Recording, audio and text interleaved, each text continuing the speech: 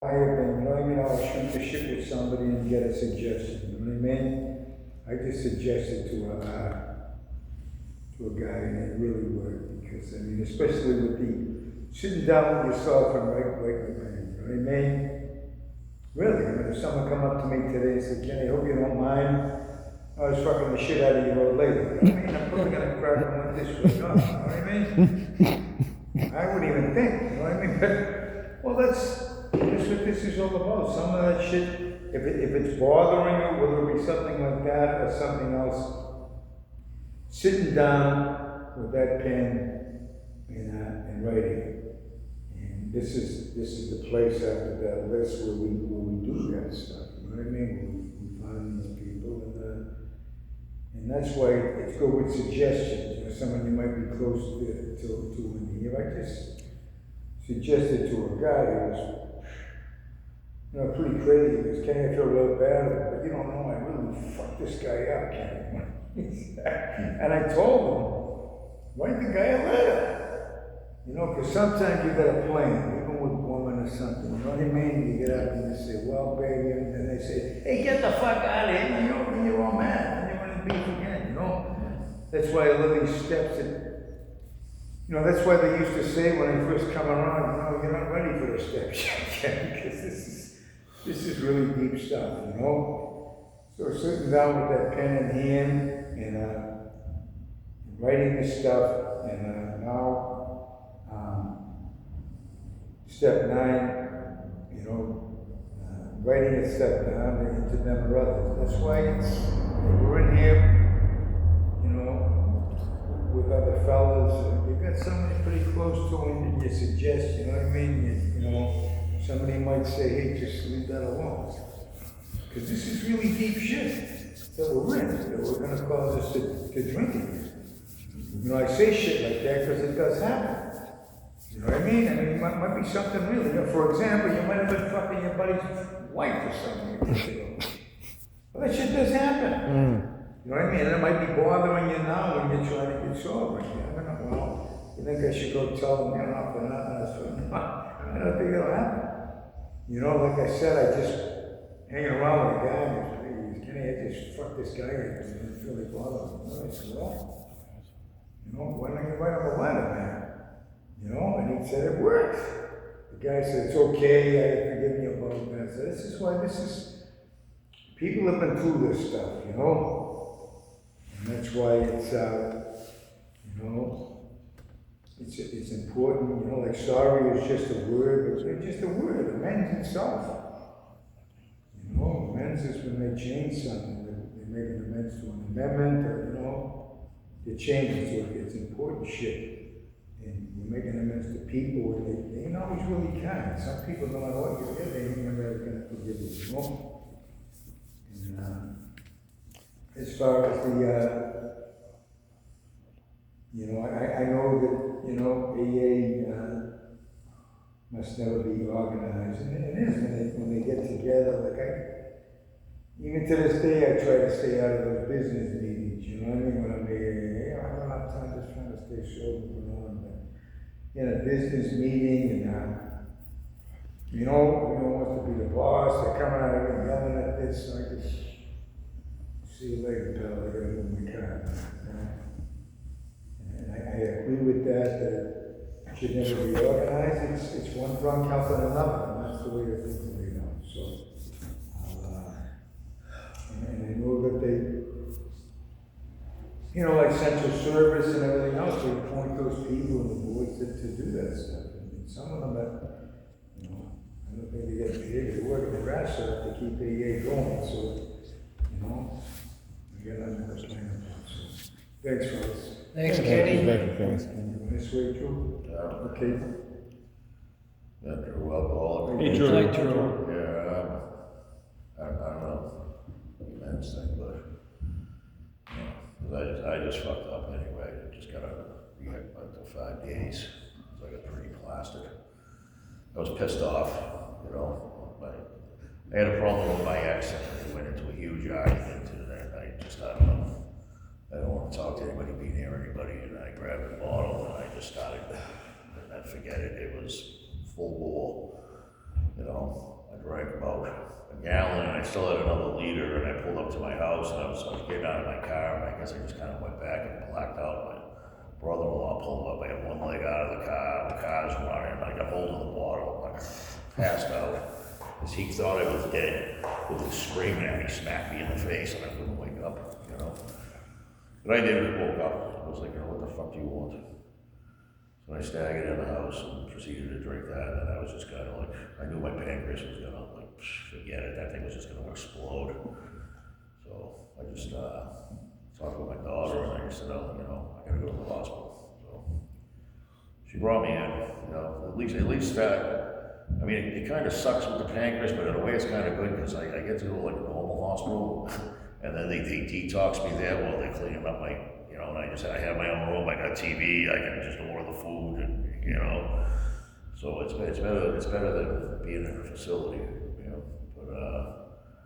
But I feel good now, you know. I got some new meds that got me taking. It's just, you know, I feel a little like out of it a little bit, you know, like foggy. Yeah, other than that, it's just, I don't know, I got a couple of shit, I got a lot of health problems, you know. Just did the stress test today, I'm gonna go back again tomorrow. You know, it's kind of funny because I was telling Richie, they hooked me up to all the electrodes, and they're reading the thing, and they're like, you feel all right? Yeah, I'm fine. This thing's saying you're having a heart attack. I said, I ain't having no freaking heart attack. So they ran it again, they're like, no, there's something wrong. So they come over, they check everything. The girl put the electrode over on top of the chain, so it was misfiring the fucking thing. I said, what the fuck? You know? Yeah, I got that, and I gotta go for another MRI, because they're gonna take care of this in my head, and that's where they're gonna be the medication forward. I guess I got an artery ain't getting enough. It's reduced flow, and I guess I ain't getting enough oxygen to my brain, so I said, well, at least now I have an understanding why I'm like so fucked up in the head, you know? Yeah, I'm just, I feel good. It was good to get home. Well, I started taking care of some things today. That test was like 3 hours. It was a pain in the ass. But, yeah, I can't say sorry to the usual people. No, you know, there's really nobody in my past, or everybody in my past is mostly dead now. It's just the people that I affect directly, you know, especially my daughter. So, you know, she calls me Dum Dum. I don't know if you ever saw that movie Nights in the Nights in the Museum. That big thing, and the guy used to say, "Well, hey, Dum Dum." She used to me all the time, "Hey, Dum Dum." You gonna be a good boy today? Can I go to work? So I said, well, that's the way it goes. They said, if the parent takes care of their kid, and as the parent gets older, the kid takes care of the parents. You know, you guys stop maturing, we stop becoming childlike. So, you know, but, yeah, it was good to, you know, I guess the way it's like, the way I was and how I felt, like, not having now, it's like, it feels like so good. It's better than being drunk, you know, because I feel good, I feel healthy, I feel, you know, more connected. But, yeah, I just taking one thing at a time. So, you know, if I just get these 2 things cleared up, I'll be all set physically. Yeah. Only the good die young, so I'll probably be around here for a while. You know, fucking Adam Martin will go off and be sitting there with the cockroaches, you know? Only 2 things left alive. I don't know, that's it for me, man. Thanks, Drew. You're a funny bastard. My name's Richie. I'm an alcoholic. Hey, Richie. Made direct amends to such people wherever possible, except when to do so would injure them or others. Well, the first thing it says, a tranquil mind. You really have to have, you know, a tranquil, in other words, you have to be very, very calm when you do this step, and you have to really take into consideration the other person. I remember in jail we had to write letters to the people we had harmed, and we would never send them, but guys in group would read them, and make, comments on them and give you, advice. What if, I wouldn't have sent this, this is, what do you, a lot of times too, we're looking for forgiveness. And that's not the purpose of this. We're not looking, we're just cleaning our side of the street. We're just, just acknowledging our faults. And maybe in some ways that can clear up the other person's memory of it, and that what you did and what you did was wrong. So a tranquil mind is important. We have to keep in mind the other person's feelings first and foremost. And if they don't want to hear it, they don't want to hear it. But you can always offer it. And if they don't want it, I've heard it over and over in AA. Some people have said they wanted to do their amends. People, I don't want nothing to do with you. And you hear a lot of that too. With a lot of family members. My daughter hasn't spoken to me in 25 years. And, you have to go on. You have to go on. You have to go on with life and just realize that you're doing your part. And of course it hurts. Things hurt when people won't forgive you. I got a couple of nephews don't want nothing to do with me.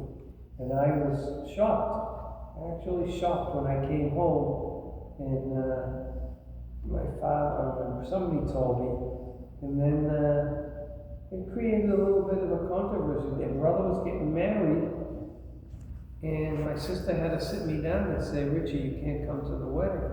Everybody was going to the wedding, but it was a question of either I go or his brothers go. And of course, his brothers should have been there. We have to really, one of the things about Alcoholics Anonymous, we have to look at the things we've done, take responsibility for them, and move on. You can't let that stuff devour you. You have to move on. And people say, how can I move on when I know? Well, you can't.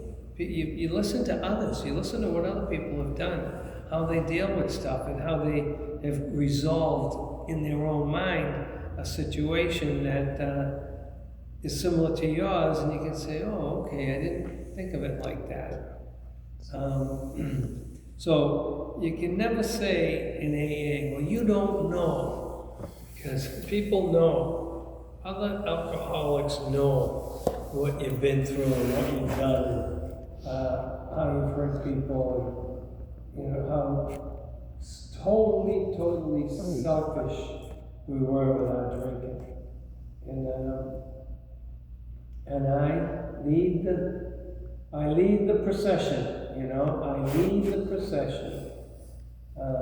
So that's pretty much the story of the step of the tradition.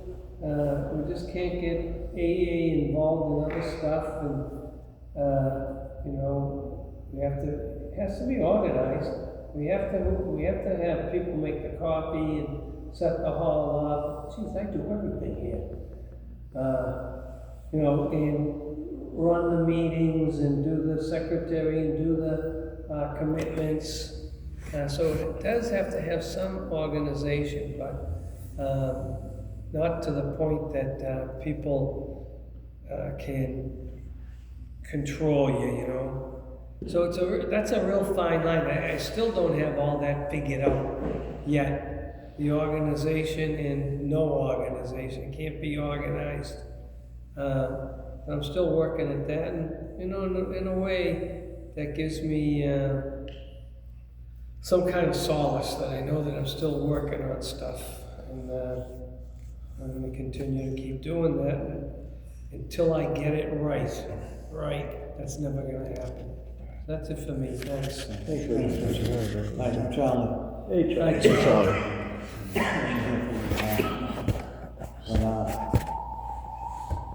When I did, when you're first sober, it's awful hard to go through the steps and try to do these things that you're just not accustomed to doing. you know, coming up and being nice to people, asking for forgiveness and, Kenny says that, you know, you gotta be the right time. You gotta talk to somebody before you go talk to somebody else. Get a feeling of it. Because a lot of times people do it and they get all screwed up. You know, like Richie with his nephews, that's awful hard to accept and take. But then, in order to make everybody happy else, you gotta do it with your family. And your family's real important, especially your family. Yeah. A nice family, very nice. Mother and father. Well, I didn't have like I say, I didn't think I had a lot of problems, a lot of asking, you know, make amends, which I did. You know, I made amends to people, and you know, some people could feel less like me, and some were very nice. That I come up and talked to them, explained everything to them. And my ex-wife, I didn't see her for years, and my son was getting married up in California. He was four or five, and they took off. I didn't know where they went. That was in '75. And I didn't find out where he went for like 13 years. And he got married around 30, and we were out there in San Jose. And I was going to make amends to her, because I was a drunk and a jerk, and I did a lot of things. She blamed me for a lot of things that I never did, but still, you know, a lot of times if you're a drunk, you're a loser, because she'll go into downtown court and say something, you know, when the probate, and then she, on the way home, she wouldn't like what she said. She'd go into Dorchester court and said I did something, you know, and then fucking restraining order and down Deer Island, and you know, and things that you're drunk. I don't remember doing any of the shit, but she said it, you know, and I found out, you know, she was lying a lot of times. You know, I wasn't a great fucking arguer with her or anything, but. So when I went out to California and tried to, you know, make amends to her, she was a little ridiculous, you know, in a way. And she married a friend of mine's older brother. You know, he grew up in Fields Corner too, and I knew him. And he moved to California. He got divorced and he came back to Dorchester and got married to her. And then they went out to Florida, New York, and then they went out to San Jose. Where they were, right outside San Francisco. Anyways, I found out, I went over, they moved over to Charlestown, Old Ironside projects, right on the river. Fucking beautiful. Nice big windows and everything looking out. And I went over there and picked them up, then I went over one weekend, nobody was there. And I'm talking to a guy, and I kept going over. And I met a guy. He says, "You're a real nice guy. You come over every weekend, you're nice." He says, "This is what they did. They moved from this company, three companies." So I called them and said, I called them up and said, "No, we didn't do any movement." So over the weekend I was thinking, so I called them back and I said, "Did you move anybody from Boston, Dorchester, Quincy, anywhere in the Eastern Coast?" And they said, "Oh yeah, we moved down to Sanford, Florida, right outside Orlando." So I put $1 for a check in the mail, and the postmaster down there, and I asked any information. I gave him about 5 names, you know, different last names. And a week later, I had the address, but I couldn't do nothing about it because the courts. I had a visitation, but the courts, today they do something. But you know, then they did. But But anyways, that was the worst time in my sobriety. Was that trying to deal with that, and trying to do the right thing, trying to be a good father, trying to do this and. But anyways, try to make amends, but it was useless. Sometimes you're talking to people and they don't listen. They don't have a clue. But I know that even now, if somebody gives me a hard time, I get a neighbor gives me a hard time, bullshit all the time. And I gave it right back to him, and then we're a close neighbor down there. And I went down, next day I went down and apologized. You know, I said, I don't need to be like that. And then his wife came over crying. Usually we brought fucking iron in my house. His wife came over crying, and he was sad that we did it. But I don't like people shitting on me, taking advantage of your good nature sometimes. But if you're doing it for the right reasons, you have nothing to worry about. It was good to hear Kenny. Sometimes some people gotta act, what was it, off the top or something like that? I know Kenny a long time. Walk the walk, talk the talk. You gotta be nice. See, it's better to smile than to frown. It's better to be nice than grumpy. He says it to me. But I'm sorry, I came in late, and I haven't been coming up. I was down the Cape most of the summer, it was all the summer. And it was a good summer. But I try to get here more often. I used to come here all the time. You know? You started it. Yeah, like an 80 something. We'll see you next week. I think I'm the only one left. There's about 15, 20 of us. I'm the only one left. That's, we lose a lot of good friends. Mm-hmm. Thank you. Thanks, Charlie. Thanks, Charles. How you doing? All right. Yeah, Rob, alcoholic. Yeah, it's yeah. When I first started recovery, it was just like, okay, I kind of breezed through all the steps because I already made a list of people that I wanted to apologize to, and I did make amends with these individuals. One thing I didn't notice, it's like it doesn't just stop there. It's just like it's the shit you do after. It's just 859 days with me without a drink. And I understand one thing, it's just like, I'm gonna continuously, not purposely, but just fuck up with people, you know what I mean? Just fuck up, period, you know? Might say something, might do something, nothing crazy, but that offends a person.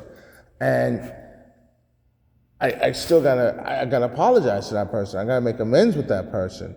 Because it's just like at the end of the day, even if I didn't feel like my intentions were to hurt your feelings, if you took it that way, I have to apologize. I can't be a dick anymore. You know what I'm saying? And one thing here about AA, what's it's teaching me is just the art of humility. When somebody is feeling some type of way, despite what your intentions were, just fucking apologize to the person, you know?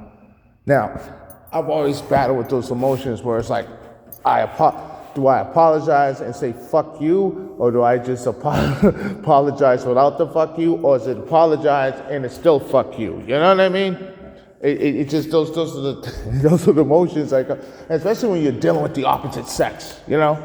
And it's just like, yeah, and there's a whole nother element to that shit too. And I know for a fact that I can't afford to have another fucking goddamn, you know, shenanigans dig with a fucking female, you know what I mean? So it's just like, you know, my pride says, yeah, you know, you were wrong, but you wasn't all the way wrong. You know what I mean? It takes two to tango. But in this situation where I always have to understand is that with some people, they don't want to admit that they're half at fault. So you just admit that you're all at fault just for the fuck of it. You know what I'm saying? And that's just where I'm at right now with this individual. Like, we've gone back since like 2024. Very, very kind sweetheart. You know, she really is. But it just seems like we every time we get into these little whatever the fuck they are, is other people get involved and signals get crossed, and you know, it's like we're playing telephone up in this bitch, and we're both over the age of 35. You know what I mean? But nevertheless, part of being here, I'm learning the art of humility. You know, being wrong and admitting that you're wrong is not the crime within itself. And also making amends with a person is really not about the other person, it's really for yourself. It gives you like more of a peace of mind. My sobriety doesn't like rely on the next person, thank God, because I'm not one of those people. My sobriety relies on me. And part of it is just like, yeah, I could sit up here and brag and boast and shit like that, but I know that at the end of the day, it's not just me, you know? It's my higher power, it's my foundation. You know what I mean? Do I need this said individual in my life? No. But I will always have to understand that part of being here is just exercising that humility, you know? And also, I do miss this person. So, and I care about the person a lot, so I'm definitely gonna make amends with the person, you know, when given the opportunity to. But it's really tough. It's tough because, you know, people and their emotions, man, you just never know, you know, and everybody can have great intentions, but you never know how somebody's gonna interpret something. So with that being said, thank you, gentlemen, and pass off to my left. All right, brother. All right. Mike, alcoholic. Hey, Mike. Nice to be here. Nice to see everybody. Yeah, I heard a lot of good stuff. Like Kenny mentioned not being ready early on, and I did my 9th step when I was in Evanston, Illinois, like very fresh in the program. It was COVID. My sponsor was like a 19-year-old, so I knew I could kind of manipulate, and things like that. So I guess that just brought up a memory of like, I called everybody that I harmed like 25 years ago before. Like I had so many people, and now I realize I really went to the easy people. Like most people I called were like, I don't even know what you're talking about, or we were all getting fucked up, all stuff like that. So I'm excited to do it now because I think 5 years has given me some understanding of what an alcoholic is, things like that. Because I really avoided everyone with my last name, all the hard conversations, and dove into it like to make myself feel better. So I do think there's some credence to like, I'm happy some time went by because I understand myself more. I understand that there's certain people that I don't need to apologize about what I did at 12 years old. Yeah. But I convinced myself the alcoholic mind I had then and things like that. And maybe it's an apology if I ever saw him for something else, but it'd be vastly different. Like speaking of like Richie saying the tranquility on Saturday night at Sober's Better, there was a lady that spoke, and it's the first time it ever dawned on me, and it's so crystal clear. She mentioned how she made the craziest decision to go back out there, stone cold sober. And it never really hit me, but now I can see every time I've gone out or anything like that, like I didn't notice that like I was losing my mind first. I was going crazy first, and I wasn't doing anything about it. You know what I mean? Not sleeping, not eating well, getting in arguments and things like that. And I've heard it a million times, but Saturday was the first time I was like, wow, so many of us can make that horrible decision sober. And I've convinced myself that all my bad decisions were because of drinking, but it's not the case. You know what I mean? I've made a lot of bad decisions sober and whatnot. To make amends, it'll be interesting, this time around, because I think there's a lot of people I know that at first instinct will be like, don't worry, Mike, father, mother, people like that, we're just so happy. But it's one of those things that I gotta make sure that I don't push, but I don't allow the first inclination of like, no, you don't need to say anything, and then go, oh, fucking thank God. You know what I mean? So I gotta talk to somebody and figure out how to handle those situations, because I know the hardest ones, I think by now are just like, we're just so happy you're doing well and things like that. But I think, I don't know, I might owe them more than just, that. There was a sentence in the tradition, or a couple that make a lot of sense, I think, for a lot of us. Unless each AA member follows to the best of his ability our suggested 12 steps to recovery, he almost certainly signs his own death warrant. His drunkenness and disillusion are not penalties inflicted by people in authority. And that can be like anyone in my mind, whether it's family, wife, police, judge, this and that. They result from his personal disobedience to spiritual principles. And I can just strictly say for myself, like I know that to be very true. It's been, like it really is good to know, like there's nobody out there that can get me to drink or drug. There's nobody in the world that can get me to do anything. It is me, it is me, it is me. And it's the fine line, I think, between learning like not to beat yourself up or myself up for things I've done, but also not like check it off to like, well, they're all fucking idiots. You know what I mean? Like this program teaches us that like most of our problems are our own. And things like that. And I never really dawned on me before, like simple things is like, like you go out at 2 a.m. to Murphy's Law, you know what I mean? You are putting yourself out. And I never dawned on me like that, no, that was a decision to put myself in situations that I know probably have some danger or negatives to it, you know what I mean? So I'm just very happy for this program. It's just so strange that, I think a couple people in this program, but I took a break from AA, not on purpose. I moved and then it was just like, I'm too busy, I'm working nights, and I started feeling horrible, my mind spinning and whatnot, and I remember saying to my wife, like, I'm gonna go drink, and she's like, what are you talking about? She's like, what, call someone, dude? I said, no, because if I call someone, I'm probably not gonna do it. Do you know what I mean?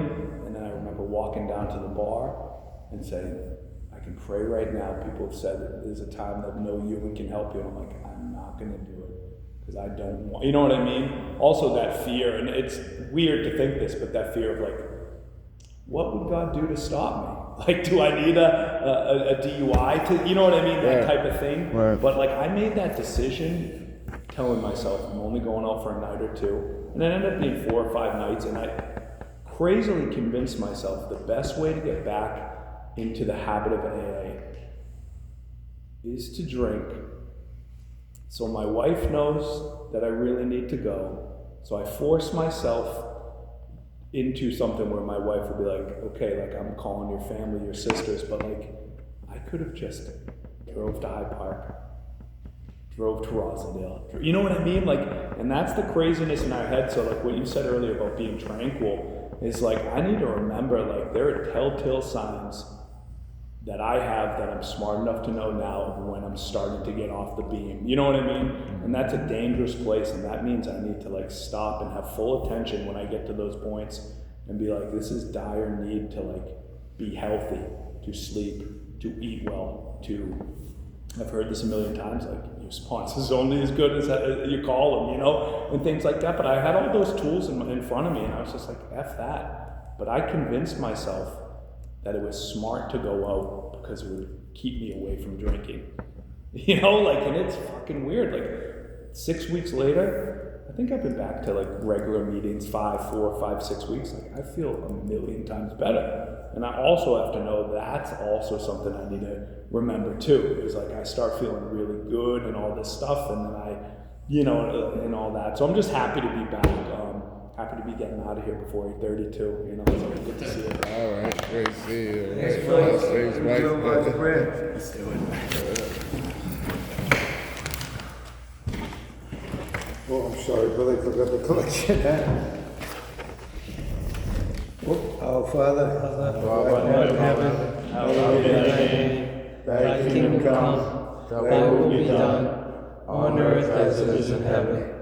Give us this day our daily bread, and forgive us our trespasses, as we forgive those who trespass against us.